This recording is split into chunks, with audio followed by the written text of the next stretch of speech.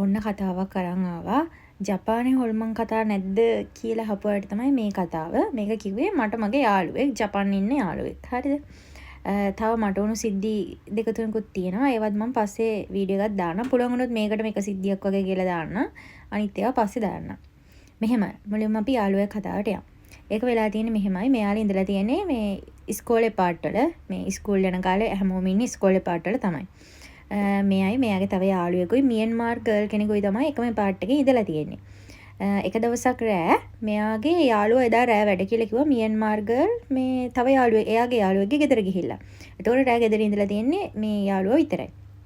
එතකොට එයාට ඇහිලා තියෙනවා පාන්දර 1ට විතර ඒගොල්ලන්ගේ මේ එපාර්ට් එකේ තිබිලා තියෙන්නේ රූම් දෙකකුයි කිචන් එකයි ඔහොම තමයි තිබිලා තියෙන්නේ. එතකොට මෙයයි යාළුවා ඉන්න එක රූම් එකේ මේ මියන්මාර් ගර්ල් අනිත් රූම් එකේ මෙයාට පාන්දර 1ට විතර ඇහිලා තියෙනවා කවුරු හරි මේගොල්ලන්ගේ ගෙදර ඉස්සරහා දොර අරින සද්දයක්.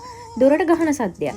ඊට පස්සේ මෙයා හොඳට හුම්කන් දුන්නලු. එයාට හොඳටම ෂුවර්ලි යාගොල්ලන්ගේ ගෙදර දොර තමයි ඒ අරින්න හැදුවේ. කවුරු හරි දොරට ගැහුවා කියලා. ඊට පස්සේ ඒත් මෙයා සද්දයක් නොකර ඉඳලා මෙයා හැම්ම ෂීට් එක පොරවගෙන එළියටවත් යන්න නැතුව කාමරේ ඇතුළට වෙලා ඉඳලා.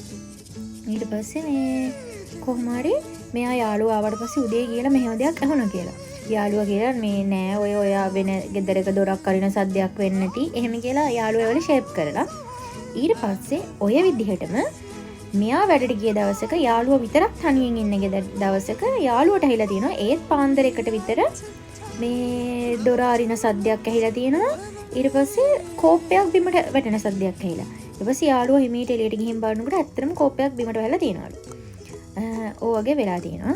ඊට පස්සේ මේගොල්ලන්ට ඇහිලා තියෙනවා හැම නිතරම සතිය. ඒ කියන්නේ හැමදාම වගේ කවුරු හරි තනියෙන් ඉන්න දවසට තමයි මේගොල්ලන්ට මේ සද්ද ඇහෙන්නේ. මේ ඇහිලා තියෙනවා වතුර අරින සද්දයක් ඇහිලා තියෙනවා. එතකොට කිචන් එකේ කවුරු හරි ඇවිදිනවා වගේ ඇහිලා තියෙනවා. අර දොර අරින්න හදන එක ඇහිලා තියෙනවා. ඔය වගේ සද්ද ගොඩාරියක් ඇහිලා තියෙනවා. ඊට පස්සේ මේගොල්ලෝ බලනකොට එක දවසක් මියන්මාර් ගර් පිරිත් දාගෙනලු නිදාගන්නේ. එයාත් බුද්ධ ආගමේ එක්කෙනෙක්.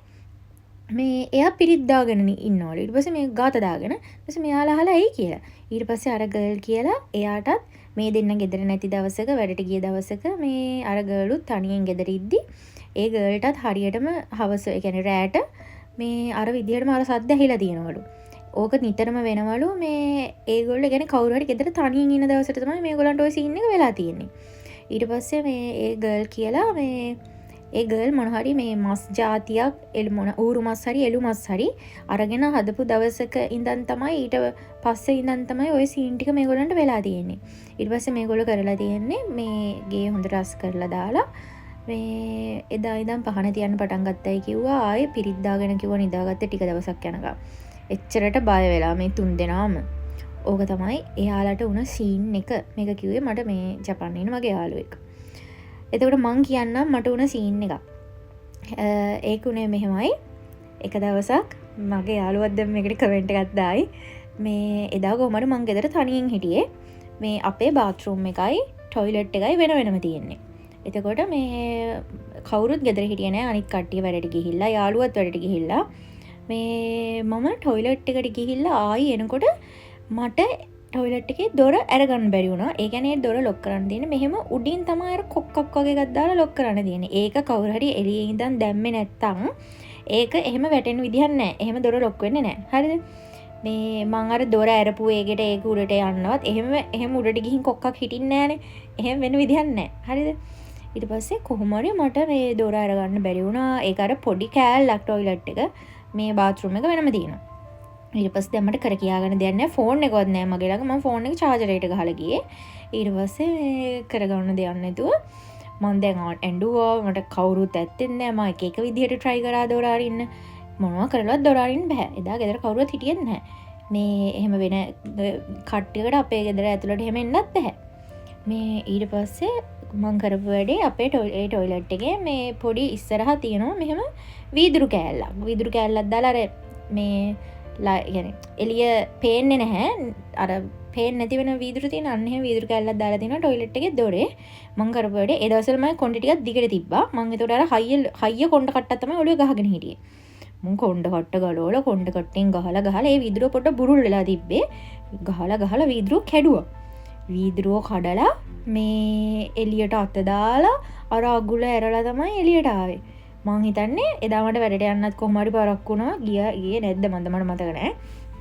මේ මං හොඳට මණ්ඩලා හිටියේ බයලා කර කියාගන්න දෙයක් නෑ කතා කරන්න කෙනෙක් නෑ මං කෑ ගැහුවට කාටවත් ඇහෙන්නෙත් නෑ මොකද කට්ටියම වැඩට ගිහිල්ලානේ කවුරුත්ම නෑ යාළුවෝ වැඩට ගිහින් යාළුවෝ එද්දි රෑ 10:00 විතර වෙනවා මං කොහොම හරි උදේ පැය 2ක් 3ක් විතර ඔතන හිර වෙලා හිටියා ඕක තමයි මට උන සීන් එක ඕක මං කිව්වම යාළුවට එයා කිව්වා මේ අර දොර අරපු වේගෙට ඒක උඩට ගිහින් හිටියද නැත්නම් කවුරු හරි ඇවිල්ලා කොක්කක් දැම්මද මොකද්ද උනේ කියලා ඇත්තටම හිතා ගන්න බෑ මම කොහොමද තනියෙන් හිටපු වෙලාවේ මාව නිකන් බය කරන්න වගේ උන සීන් එක තාම දන්නේ නැහැ හොල්මන්ද නැද්ද මොකද්ද කියලා තාම දන්නේ නැහැ මේ ඔහොම වුණා ඉතින් මට ඕක තමයි මට උන සීන් එක මට උන තව සීන් දෙකක් තියෙනවා ඒකත් මේකටම දාන්නම් ඒගුණේ මෙහෙමයි ඒත් එක දවසක් රෑ නිදාගෙන ඉද්දී මේ මම දැන් අඩනින්ද අපේ අපි හිටපු කාමරේ එළියේ තව පොඩි කෑල්ලක් තියෙනවා මේ ඇඳුම් මාරු කරන්න එහෙම මේ කෑල්ල තියාගෙන හිටියේ නිකන් අල්මාරි වගේ දාලා එහෙම මේ කුමාරි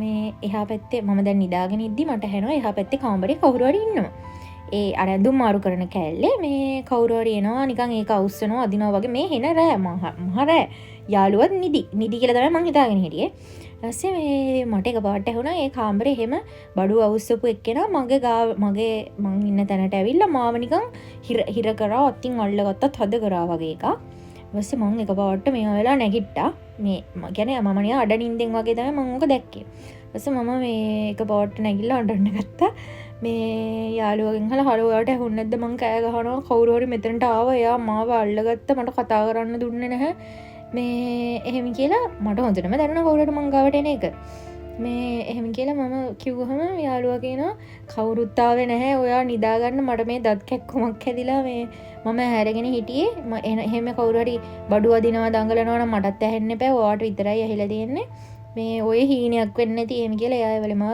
මෙයා කරා මම එදා කොහොමද රෑ හොඳටම ඇඬුවා ඕකේ එක සීන් එක ආයි මට වෙලා තියෙනවා මේ ඒක වෙලා ඒක උනෙත් මෙහෙමයි ඒකෙත් දැක්කේ මම මේ කවුරු හරි ඇවිල්ලා මාව නිකන් තද කරගෙන ඉන්නවා කතා කරන්න බෑ එදා මම නයිට් ගහලා ආපු දවසක මේ නිදාගද්දි හවස් වරුවක ඒ විදිහට මම try කරා මට නැගිටින්න බෑ මම ඇසුත් අරගෙන හැබැයි මේ එහෙම ගොඩෝරිය මේවා කරලා දඟලලා තමයි මම මේ හරි සිහියට ආවේ ඒක අර ඔයගොල්ලෝ අහලා තියෙනවනේ ස්ලීප් පැරලයිස් කියලා. අන්න එහෙම එකක් එහෙම වුණාද දන්නෙත් නෑ. එහෙම සීන් එකක් වුණාද කියලා මම දන්නෙත් නෑ.